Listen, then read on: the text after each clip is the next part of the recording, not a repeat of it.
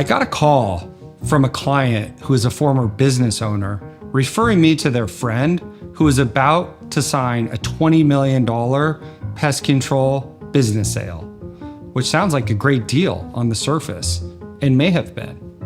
So I get on the phone with this client and a few red flags came up right off the bat. The deal was for $20 million, but the family was under the impression that the tax rate was going to be 15%.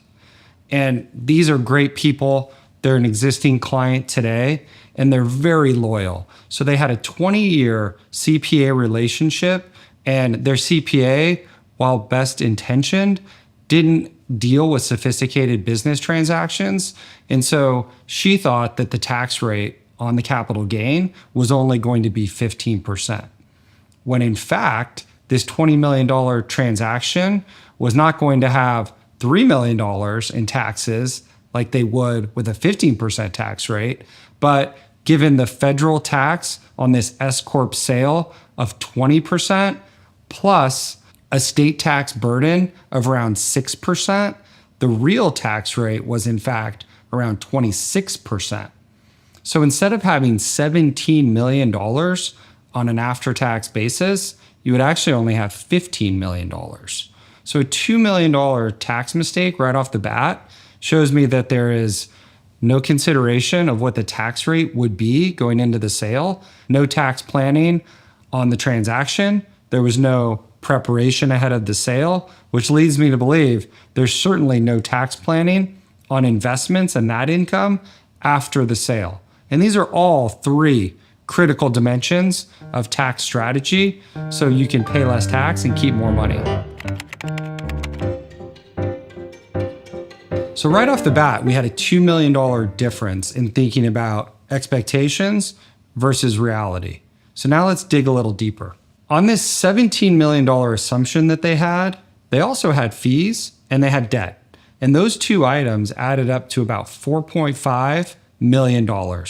So starting at 20 million, 17 to the tax, take 4.5 out, and now you're down to around $12.5 million on this $20 million business sale. But in the other scenario that's far more realistic and accurate, you start with 20 million, you pay 26% in taxes, and now you're down to $15 million.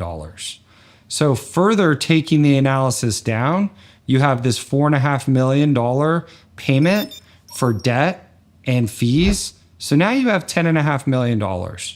And so there's essentially a 20% difference between these two scenarios, all due to this tax error up front. So here's what this family said to me next. We spend about $900,000 per year. Some of it goes through our business, some of it goes just from the personal side of our income statement. And this is common with business owners. So this family, who knew how to live, by the way, and I don't fault them for that, but they were spending $900,000. So when they thought about this $12.5 million that they would have left over from the sale, they figured $900,000 we need, we're gonna have $12.5 million, so we really only need to earn a 7% return. No, that's not how it works. So this $900,000 that they wanna spend, that's on an after-tax basis. And again, a lot of business owners, they're used to the tax reality of owning a business, which not only allows you to run through expenses that are valid through your P&L and your tax return in the business, but oftentimes, if you're buying a lot of equipment, in this case, pest control trucks, and given the accelerated depreciation that is often in place for tax purposes in a business, oftentimes a pest control business won't pay that much in taxes. And so thinking about pre-tax versus after-tax is a foreign concept, particularly for this family. So that 7% return is far too low in their expectations. If we move over to the more realistic scenario, not only does this family not have $12.5 million, they have $10.5 million. But now, in order to meet this $900,000 after-tax spending objective, we need to gross up that $900,000 and look at that number as a pre-tax number. So if you assume a 40% average tax rate for this income level in this state, this family actually needs to generate around $1.5 million on their $10.5 million investment portfolio. So this is a 14% return. And at Essential Partners, I will put us up against anyone on the investment side, but a 14% return over a long period of time is highly unrealistic and far too high.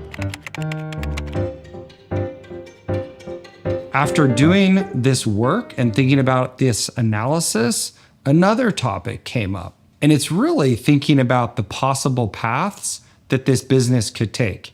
Because we analyzed the existing deal, and there were a number of assumptions that were very incorrect that would cause them to have not enough money without really eating in to that $10.5 million investment portfolio while still spending $900,000 after tax.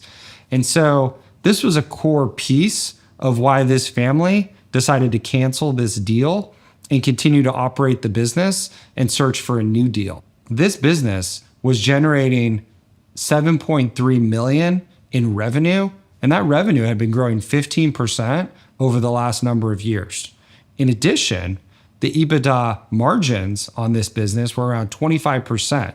So they were generating $1.8 million in EBITDA and were receiving an 11 times EBITDA multiple for this business, and that's how we arrived at $20 million.